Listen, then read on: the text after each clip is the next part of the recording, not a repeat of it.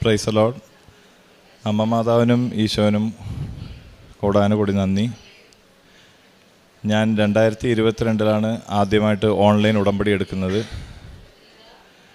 എൻ്റെ wife online ഉടമ്പടി എടുത്ത് പ്രാർത്ഥിക്കുന്നത് കണ്ടാണ് ഞാൻ ഉടമ്പടിയിലേക്ക് തന്നെ വരുന്നത്.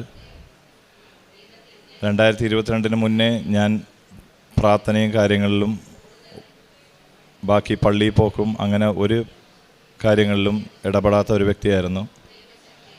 2022 എനിക്ക് പെട്ടെന്ന് എൻ്റെ ജോലി നഷ്ടപ്പെട്ടു. ജോലി നഷ്ടപ്പെട്ടതിൽ ഞാൻ എല്ലാ ദിവസവും ജോബുകൾ അപ്ലൈ ചെയ്യുന്നു. ഒരു ജോബും എനിക്ക് കിട്ടിയില്ല. ഓൾമോസ്റ്റ് ഒരു 10 മാസം വരെ എനിക്ക് ജോലിയൊന്നും കിട്ടിയില്ല. ഞാൻ ഉടമ്പടിയിൽ എല്ലാ കാര്യങ്ങളും എൻ്റെ ഭാര്യയോട് ചേർന്ന് എല്ലാം പാലിക്കുമായിരുന്നു. പക്ഷേ എനിക്ക് എന്താണ് അതിൽ കുറവെന്ന് എനിക്ക് കണ്ടുപിടിക്കാൻ പറ്റിയില്ല. അവസാനമായാണ് എനിക്കറിഞ്ഞത്, എൻ്റെ ഭാര്യ കല്യാണം കഴിഞ്ഞിട്ട് ഭാര്യയുടെ ചേട്ടൻ ഭാര്യയുടെ അടുത്ത് ഇതേവരെ സംസാരിച്ചിട്ടില്ലായിരുന്നു. അപ്പോൾ എനിക്കതൊരു കുറവായിട്ട് തോന്നി. ഉടമ്പടിയിലുള്ള കാര്യമാണ്.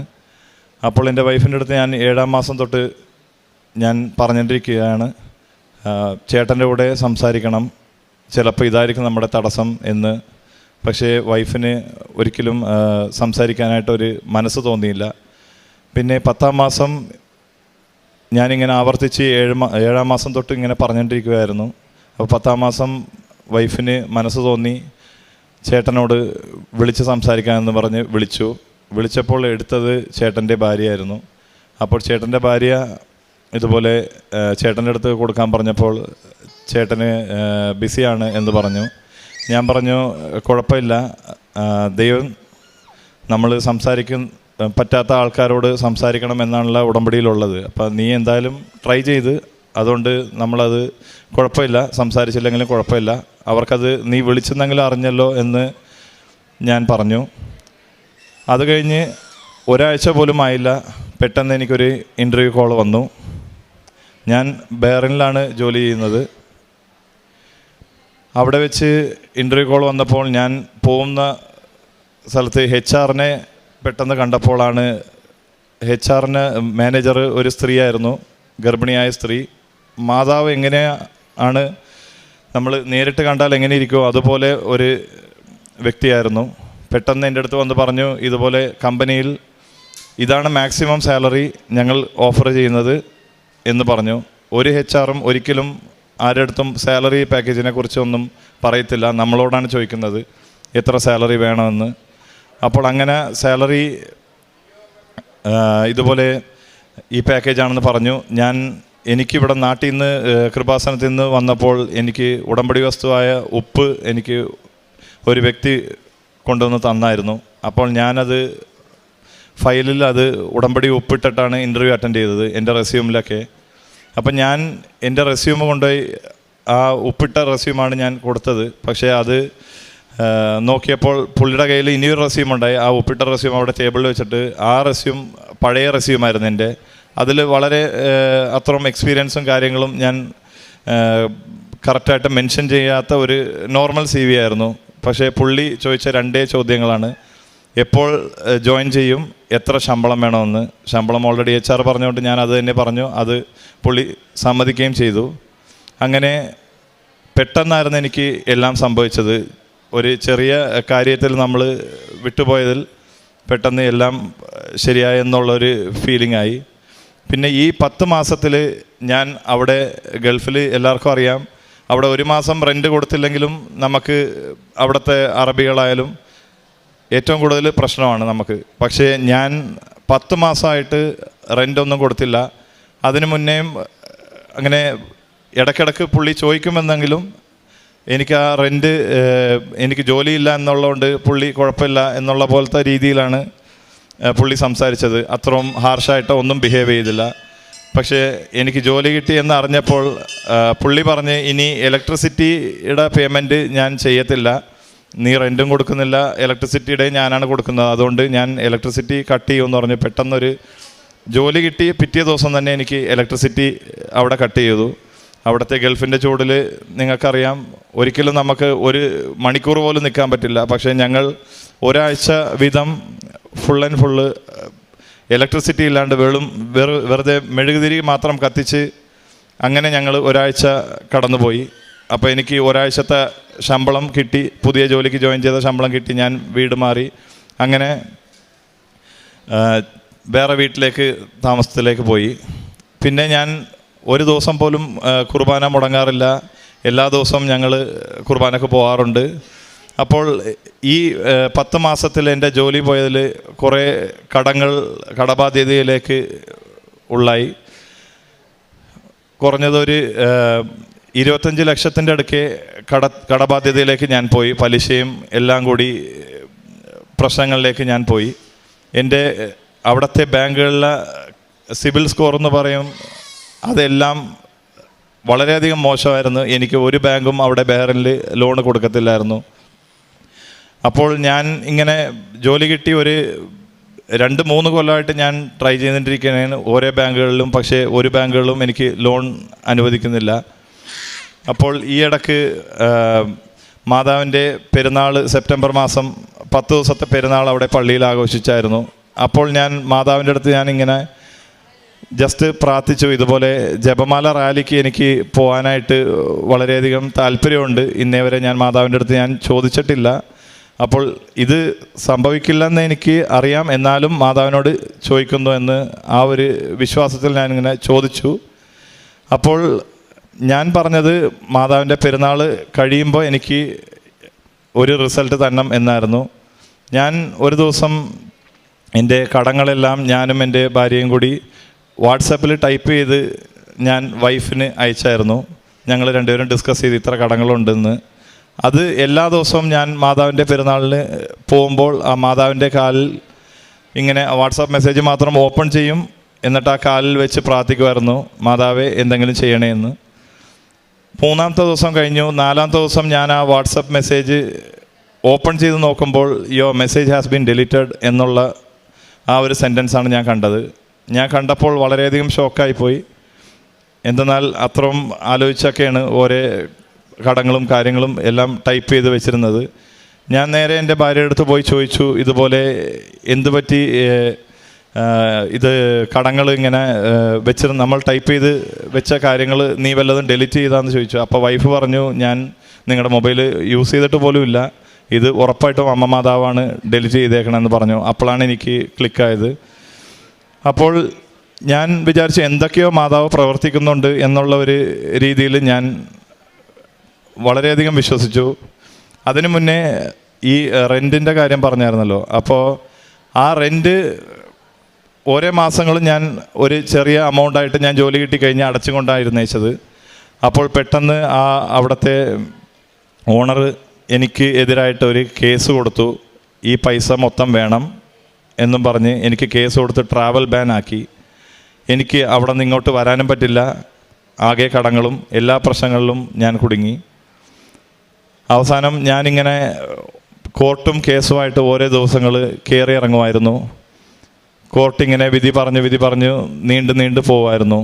അപ്പോൾ പെട്ടെന്ന് കേസ് കുറച്ചും കൂടി സ്ട്രോങ് ആയി എന്നെ അറസ്റ്റ് ചെയ്യും എന്നുള്ള രീതിയിലേക്ക് ആകുന്ന ഒരു ദിവസം എത്തി.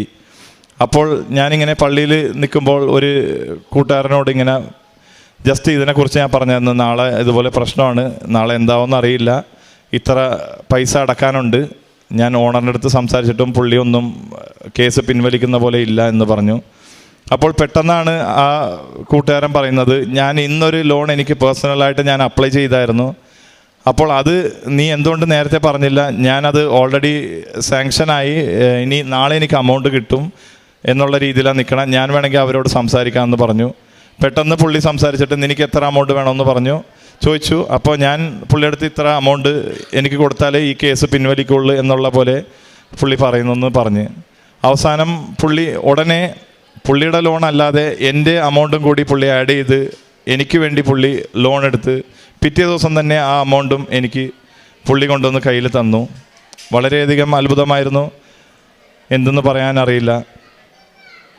മാതാവിൻ്റെ ഓരോ പ്രവൃത്തികൾ എന്നെക്കൊണ്ട് വിശ്വസിക്കാൻ പറ്റാണ്ടായി. മാതാവ് നമ്മുടെ കൂടെ ഉണ്ടെന്നുള്ളത് അടയാളം ഞാനൊന്നും ചോദിച്ചില്ലെങ്കിൽ പോലും ഓരോ അടയാളങ്ങൾ വഴി മാതാവ് ഞങ്ങളിൽ പ്രവർത്തിച്ചു. അപ്പോൾ അങ്ങനെ ആ ഒരു ട്രാവൽ ബാൻ മാറി ആ ഒരു പൈസ അടച്ചതോടെ പിന്നെ ഞാൻ ഇങ്ങനെ മാതാവിൻ്റെ അടുത്ത് ഈ പെരുന്നാളിന് പ്രാർത്ഥിച്ചുകൊണ്ടിരുന്നപ്പോൾ ആ മെസ്സേജ് ഡിലീറ്റായി കഴിഞ്ഞ് ലാസ്റ്റ് ദിവസം ഒരു 2 ദിവസം എന്തോ ഉള്ളു പെരുന്നാളിന്. അപ്പോൾ മാതാവിനെ ലാസ്റ്റ് ദിവസം നമ്മൾ എടുത്തു വെക്കണം. മാതാവിനെ അകത്ത്, പള്ളിയുടെ അകത്ത് കൊണ്ടുപോയി വെക്കുന്ന ഒരു ഇതുണ്ട്. പള്ളിയിൽ നിന്ന് മാതാവിനെ ഫാദറിൻ്റെ റൂമിൽ കൊണ്ടുപോയി വെക്കുന്ന. അതിൻ്റെ മുന്നത്തെ ദിവസം ഞാൻ വെറുതെ സാധനങ്ങൾ മേടിക്കാൻ വേണ്ടി ലുലുവിൽ പോയായിരുന്നു. അപ്പോൾ സാധനങ്ങൾ മേടിക്കാൻ പോയപ്പോൾ ഒരു ബാങ്കിൻ്റെ ഒരു സ്റ്റോൾ ഇട്ടിട്ടുണ്ട്. ആ ബാങ്കിൻ്റെ വ്യക്തി എന്നെ വിളിച്ചിട്ട് ഇതുപോലെ ഞങ്ങൾ ക്രെഡിറ്റ് കാർഡും ലോണൊക്കെ തരുന്നുണ്ട്, നിങ്ങൾക്ക് ആവശ്യമുണ്ടാകുമെന്ന് ചോദിച്ചു. ഞാൻ പറഞ്ഞ് ഒരിക്കലും എനിക്ക് ലോണോ ക്രെഡിറ്റ് കാർഡോ ബാക്കി ഒന്നും കിട്ടത്തില്ല. എന്നാൽ എൻ്റെ സിവിൽ സ്കോർ ഒന്നുമില്ല, അല്ലാണ്ട് എനിക്ക് പല പ്രശ്നങ്ങളായി ഒരു ബാങ്കും എനിക്ക് ലോണ് തരില്ല എന്നാണ് 2 കൊല്ലങ്ങളായിട്ട് ഞാൻ ഓരോ ബാങ്കുകളിൽ പോകുമ്പോൾ ഞാൻ കേൾക്കുന്നത്. അപ്പം ഞാൻ പറഞ്ഞ് നിങ്ങൾക്ക് നിങ്ങളുടെ ജോലിയുടെ രീതിയിൽ നോക്കുമ്പോൾ നിങ്ങൾക്ക് എന്തെങ്കിലും വല്ല ഇൻസെൻറ്റീവ് എന്തെങ്കിലും കിട്ടുമായിരിക്കും, ഓക്കെ നിങ്ങൾ അപ്ലൈ ചെയ്തോ, പക്ഷേ കിട്ടില്ല എന്ന് ഞാൻ പറഞ്ഞിട്ട് ഞാൻ പുള്ളിയെടുത്ത് ഡീറ്റെയിൽ മാത്രം കൊടുത്തിട്ട് പോന്നു. അപ്പോൾ പുള്ളി പറഞ്ഞു ഇതുപോലെ അപ്ലൈ ചെയ്ത് 85%, 90% ആയി, എല്ലാം ഓക്കെ ആണെന്ന് പറഞ്ഞു. ഞാനും വിചാരിച്ചു ഓക്കെ ഇതൊക്കെ എല്ലാം നടക്കുന്നതാണ്, നമ്മൾ പണ്ടും കണ്ടതാണ്. 85-90% കഴിയും, പിന്നെ പുള്ളി ആരെങ്കിലും വിളിച്ചിട്ട് പറയും ഇതുപോലെ നിങ്ങൾക്ക് പറ്റില്ല, നിങ്ങളുടെ സ്കോറില്ല എന്നാണ്. പക്ഷേ പുള്ളി വിളിച്ചപ്പോൾ പറഞ്ഞത് നിങ്ങളുടെ സിവിൽ സ്കോർ എല്ലാം ഓക്കെ ആണ്, കുഴപ്പമൊന്നുമില്ല എന്നാണ് പറഞ്ഞത്. അപ്പം ഞാൻ വളരെയധികം അത്ഭുതപ്പെട്ടു പോയി, എന്താണ് സംഭവിക്കുന്നതെന്ന് ഒന്നും അറിയില്ല. അപ്പം ഞാൻ ഇങ്ങനെ പുള്ളിയുടെ റിപ്ലൈ കിട്ടാൻ വേണ്ടി വെയിറ്റ് ചെയ്യുന്നതായിരുന്നു. അപ്പോൾ എൻ്റെ മനസ്സിൽ കൂടി ആരോ പറയുന്നുണ്ട് നീ കൃപാസനത്തിൽ ഉടമ്പടി എടുത്ത വ്യക്തിയാണെന്നുള്ളത് പുള്ളിയുടെ അടുത്ത് പറ എന്ന് പറയുന്നുണ്ട്. അപ്പം ഞാനും വിചാരിച്ചു പറയാമെന്ന് വിചാരിച്ചു, പിന്നെ മടിച്ച് പറഞ്ഞില്ല. അപ്പോൾ പുള്ളി അന്ന് രാത്രി വിളിച്ചിട്ട് എൻ്റെ അടുത്ത് പറഞ്ഞ് ഇതുപോലെ നിങ്ങളുടെ ലോൺ റിജക്റ്റായിപ്പോയി, എന്തെന്നാൽ നിങ്ങൾക്ക് നിങ്ങളുടെ വിസയിൽ എന്തോ പ്രശ്നമുണ്ട് കമ്പനിയുടെ ഇതിൽ, അതുകൊണ്ട് കിട്ടത്തില്ല എന്നുള്ള പോലെ പറഞ്ഞു. ഞാൻ പറഞ്ഞു ഇത് തന്നെയാണ് ഞാൻ നിങ്ങളുടെ അടുത്ത് പറഞ്ഞത്, ലോൺ കിട്ടത്തില്ലെന്ന്, നിങ്ങളും പറഞ്ഞിട്ട് കേട്ടില്ല, ഓക്കെ എന്ന് പറഞ്ഞ് ഞാൻ ഫോൺ കട്ട് ചെയ്തു. കുറച്ച് നേരം കഴിഞ്ഞ് പുള്ളി വിളിച്ചിട്ട് പറഞ്ഞു വേറെ ഒരു ലോണുണ്ട്, ഞാൻ ഒന്നും കൂടി ലാസ്റ്റ് ട്രൈ ആയിട്ട് ഞാൻ അപ്ലൈ ചെയ്യാമെന്ന് പറഞ്ഞു. അപ്പോൾ ഞാൻ വിചാരിച്ചു ഓക്കെ കുഴപ്പമില്ല എന്തായാലും ചെയ്യട്ടെ എന്ന് പറഞ്ഞിട്ട് ഞാനും പറഞ്ഞു. അന്നാണ് മാതാവിൻ്റെ പെരുന്നാൾ കഴിയാറാവുന്ന ദിവസം അടുക്കാറായി. അപ്പോൾ പുള്ളി ഒന്നും കൂടി അപ്ലൈ ചെയ്തു, ലോൺ അപ്ലൈ ചെയ്തിട്ട് എൻ്റെ അടുത്ത് പറഞ്ഞു, പിന്നെ വിളിച്ചിട്ട് ഒരു ദിവസം കൊണ്ട് തന്നെ പ്രോസസ്സ് എല്ലാം കഴിഞ്ഞു, 95% നിങ്ങളുടെ പ്രോസസ്സ് കഴിഞ്ഞു, ഇനിയൊരു 5% കൂടിയേ ഉള്ളൂ എന്ന് പറഞ്ഞു. അന്ന് തിങ്കളാഴ്ചയായിരുന്നു. അപ്പോൾ ഞാൻ പറഞ്ഞ് പുള്ളിയെടുത്ത് നിങ്ങൾക്ക് കൃപാസനത്തിനെ കുറിച്ച് അറിയാമെന്ന് ചോദിച്ചു. അപ്പോൾ പുള്ളി പറഞ്ഞു എനിക്കറിയാം, ഞാൻ കേട്ടിട്ടുണ്ടെന്ന് പറഞ്ഞു. പുള്ളി ഒരു ഹൈന്ദവനാണ്. അപ്പോൾ പുള്ളി പറഞ്ഞപ്പോൾ ഞാൻ പുള്ളിയെടുത്ത് ഞാൻ പറഞ്ഞു ഇതുപോലെ കൃപാസനത്തിൽ ഉടമ്പടി എടുത്ത വ്യക്തിയാണ് ഞാൻ, അമ്മ മാതാവിനെ എനിക്ക് 95% ചെയ്യാൻ പറ്റുമെങ്കിൽ ഈ 5% ഉറപ്പായിട്ടും അമ്മ മാതാവ് ചെയ്യും. എന്തുകൊണ്ടാണ് ചെയ്യാത്തതെന്ന് വെച്ചാൽ എനിക്കെല്ലാം ചൊവ്വാഴ്ചകളിലാണ് നടക്കുന്നത്. അപ്പോൾ നാളെ ചൊവ്വാഴ്ചയാണ്, അപ്പോൾ നാളെ എൻ്റെ ലോൺ പാസ്സാകും, നിങ്ങളത് കാണാൻ തന്നെ പോണത് എന്ന് പറഞ്ഞു.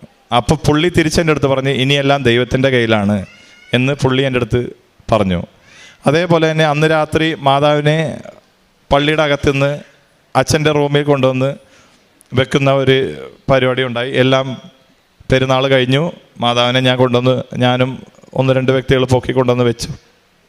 അപ്പോൾ അന്ന് രാത്രി ഞാൻ ഉറങ്ങാൻ കിടക്കുമ്പോൾ എനിക്ക് സത്യം പറഞ്ഞാൽ ഹാർട്ട് അറ്റാക്ക് വന്നില്ലെന്നേ ഉള്ളൂ, അത്രക്കത്ര എനിക്ക് ടെൻഷനാണ്. എന്തെന്നാൽ എൻ്റെ ജീവിതം തന്നെ മാറുന്ന ഒരു സംഭവമാണിത്, ഈ ലോൺ കിട്ടിക്കഴിഞ്ഞാൽ. അപ്പം ഞാൻ മാതാവിൻ്റെ അടുത്ത് ഇങ്ങനെ രാത്രി പ്രാർത്ഥിച്ചിട്ട് ഞാൻ പറഞ്ഞായിരുന്നു, മാതാവേ നാളെ എനിക്ക് വന്ന് ഈ ലോൺ യെസ് ഓർ നോ എന്നുള്ളത് എനിക്കൊരു 9:30 മണിക്കുള്ളിൽ എങ്ങനെയെങ്കിലും മാതാവിൻ്റെ അവിടെ 9:30 മണിക്കാണ് ഇവിടുത്തെ ധ്യാനം തുടങ്ങുന്നത്. അപ്പോൾ ഞാൻ പറഞ്ഞു ഇതുപോലെ 9:30 മണിക്കുള്ളിൽ എനിക്ക് റിസൾട്ട് അറിയണം, അമ്മ മാതാവ് എന്തായാലും എനിക്കത് യെസ് ഓർ നോ എന്നുള്ളത് പറഞ്ഞാൽ മതി, അതിനെക്കുറിച്ച് പിന്നെ ഞാൻ ബോധറാവില്ല എന്തെന്നാൽ എനിക്കറിയാം. അപ്പോൾ ഞാനങ്ങനെ പറഞ്ഞ് ഞാൻ വിശ്വാസ പ്രമാണം പറഞ്ഞ് അങ്ങനെ കിടന്നുറങ്ങി. പിറ്റേ ദിവസം രാവിലെ ഞാൻ ജോലിക്ക് പോയിട്ട് ഞാൻ വിജയകുമാർ ബ്രദറിൻ്റെ ടോക്സ് ഇങ്ങനെ കണ്ടുകൊണ്ടിരിക്കണമായിരുന്നു കാലത്ത്. അപ്പോൾ ഓൾമോസ്റ്റ് ഒരു 8:30 മണി 8:45 ആയി, 9 മണിയായി. ഞാനിങ്ങനെ വിചാരിച്ചിട്ടിരിക്കണേ 9:30 വരെ ഉള്ള ടൈം, ഇതിനുള്ളിൽ അറിയിക്കാനാണ് മാതാവിൻ്റെ അടുത്ത് ഞാൻ പറഞ്ഞത്.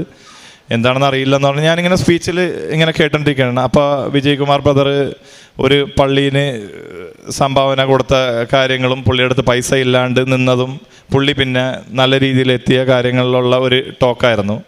അപ്പോൾ ആ ഒരു ടോക്ക് ഇങ്ങനെ കേട്ടോണ്ടിരിക്കുമ്പോൾ പുള്ളിയുടെ എല്ലാ കടങ്ങളും അങ്ങനെ പ്രശ്നങ്ങളെല്ലാം തീർന്ന് ഞാൻ നല്ല രീതിയിൽ എത്തി എന്നുള്ള പറയുന്ന സമയം കറക്റ്റ് ഞാൻ നോക്കുമ്പോൾ മണി 9:15 9:20 ആ റേഞ്ചിൽ പെട്ടെന്നൊരു മെസ്സേജ് എനിക്ക് വരുന്നു. നിങ്ങളുടെ ലോൺ പാസ്സായി എന്നും പറഞ്ഞിട്ടൊരു മെസ്സേജ് വന്നു. 18 ലക്ഷത്തിൻ്റെ ലോൺ എനിക്ക് ആ സ്പോട്ടിൽ വെച്ച് എനിക്ക് പാസ്സായി. അതേപോലെ തന്നെ ഞാൻ ഒരു കാര്യം പറയാൻ വിട്ടുപോയി. ഈ മെസ്സേജ് ഡിലീറ്റായ കാര്യം നമ്മുടെ ലിവിങ് ഓറക്കിൾസിൽ ബഹുമാനപ്പെട്ട ജോമോൾ സിസ്റ്റർ പറയുന്നത് കേട്ടിട്ടുണ്ട്. അവരും ഒരു ഡ്രാഫ്റ്റ് മെസ്സേജ് അവരുടെ കൂട്ടുകാരത്തി ഇങ്ങനെ അയക്കാനിരുന്നപ്പോൾ പെട്ടെന്ന് അവരറിയാണ്ട് തന്നെ ആ ഡ്രാഫ്റ്റ് മെസ്സേജ് സെൻഡായിപ്പോയി എന്നുള്ളത് ആരും പറഞ്ഞാൽ വിശ്വസിക്കില്ല. അതുപോലെയാണ് എനിക്കും സംഭവിച്ചത്, ഈ ഒരു മെസ്സേജ് ഡിലീറ്റായത്. പിന്നെ അതുപോലെ ജപമാല റാലിയും ഇപ്പോൾ അതുവഴി എല്ലാ കടങ്ങളും ഞാൻ ആ ചൊവ്വാഴ്ച വെച്ച് തന്നെ ആ കിട്ടിയ പൈസ അപ്പം തന്നെ ഞാൻ എല്ലാ കടങ്ങളും മാക്സിമം എന്നെ കൊണ്ട് പറ്റുന്ന രീതിയിൽ ഞാനെല്ലാം വീട്ടി. ഇനിയുള്ള കടങ്ങൾ എൻ്റെ ശമ്പളത്തിൽ തന്നെ എന്തായാലും അടയ്ക്കാൻ പറ്റും, വലിയ കടങ്ങളൊന്നുമില്ല. അങ്ങനെ എൻ്റെ കടങ്ങളും തീർന്നു. ഞാൻ ജപമാല റാലിയിൽ കൂടാനായി ഇടയായി. എൻ്റെ കുടുംബത്തോടെ ഞാൻ ബഹ്റിനിൽ നിന്നും ഇന്ത്യയിലേക്ക് വരാനും പറ്റി. എനിക്ക് നൽകിയ എല്ലാ അനുഗ്രഹങ്ങൾക്കും കൃപകൾക്കും അമ്മ മാതാവിനും ഈശോനും കോടാനുകോടി നന്ദി. ഞാൻ കാരുണ്യ പ്രവൃത്തികളെന്ന് പറയാനായിട്ട് അവിടുത്തെ ഹോസ്പിറ്റലുകളിൽ ഞങ്ങൾ വിസിറ്റിന് പോകാറുണ്ട് ആഴ്ചയ്ക്ക് അവിടുത്തെ ഗവൺമെൻറ് ഹോസ്പിറ്റലിൽ. അപ്പോൾ ഓരോ പേഷ്യൻസിനെയും കാണും. നമ്മൾ കാണുമ്പോൾ ആ പേഷ്യൻസിന് ചിലപ്പോൾ അവർക്ക് നാട്ടിൽ പോകാനായിട്ട് പൈസ ഉണ്ടാവില്ല, അല്ലെങ്കിൽ മരുന്നിന് പൈസ ഉണ്ടാവില്ല, ഫുഡ് ഉണ്ടാവില്ല, അങ്ങനത്തെ പ്രശ്നങ്ങളൊക്കെ ഉണ്ടാകാറുണ്ട്. അപ്പോൾ അതിന് ഞങ്ങൾ സഹായിക്കാറുണ്ട്. ഇപ്പോൾ ടിക്കറ്റ് ഇടണമെങ്കിൽ ടിക്കറ്റ് ഇട്ട് കൊടുക്കാറുണ്ട്, ഫുഡ് കൊടുക്കാറുണ്ട്. പിന്നെ പത്രവിതരണം അതുപോലെ തന്നെ ഞങ്ങൾ ഹോസ്പിറ്റലിൽ പോകുമ്പോഴാണ് ചെയ്യാറ്. എന്തെന്നാൽ അവിടുത്തെ പള്ളിയിൽ അലൗഡല്ല. പള്ളിയിൽ പത്രവിതരണം കുറേ ആൾക്കാർ വന്ന് പത്രങ്ങൾ വെക്കുന്നതുകൊണ്ട് അവർ അലോ ചെയ്യുന്നില്ല. പിന്നെ അതേപോലെ തന്നെ ഭക്ഷണം ഞാൻ എല്ലാ ബുധനാഴ്ചയും ഉപവാസം എടുക്കാറുണ്ട്. അപ്പോൾ ആ ബുധനാഴ്ച 5 പേർക്കുള്ള ഭക്ഷണം അവിടെ വെച്ച് തന്നെ പാവപ്പെട്ടവർക്ക്, ഈ നമ്മുടെ ബഹ്റിനിൽ കാണുന്ന ഓരോ പാവപ്പെട്ട ആൾക്കാർക്ക് ഞാൻ വണ്ടിയിൽ പോയി കൊടുക്കാറുണ്ട്. ഞാൻ ഭക്ഷണം കൊടുക്കുന്നതിന് മുന്നേ ആദ്യം മാതാവിൻ്റെ അടുത്ത് പ്രാർത്ഥിക്കാറുള്ളത് ഇതുപോലെ, ഞാൻ കൊടുക്കുന്ന ഭക്ഷണം അർഹതപ്പെട്ടവർക്ക് മാത്രം എത്തിക്കണേ മാതാവേ എന്ന് പറഞ്ഞാണ്. പിന്നെ 2 ആഴ്ച കൂടുമ്പോൾ കുമ്പസാരിക്കാറുണ്ട്. പള്ളിയിൽ കുർബാന മുടക്കാറില്ല, എല്ലാ ദിവസവും കുർബാനക്ക് പോകാറുണ്ട്. ഇന്നുവരെ അമ്മ മാതാവ് ഈശോ നൽകിയ എല്ലാ അനുഗ്രഹങ്ങൾക്കും കൃപകൾക്കും കോടാനുകോടി നന്ദി.